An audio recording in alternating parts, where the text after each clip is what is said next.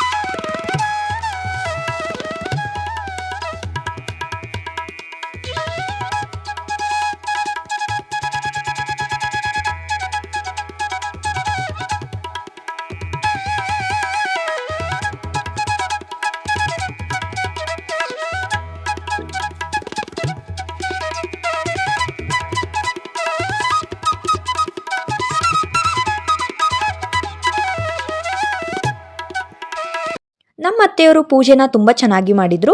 ಹಬ್ಬ ಅಂದರೆ ಪೂಜೆಯ ಜೊತೆಗೆ ನೈವೇದ್ಯ ಕೂಡ ತುಂಬ ಮುಖ್ಯ.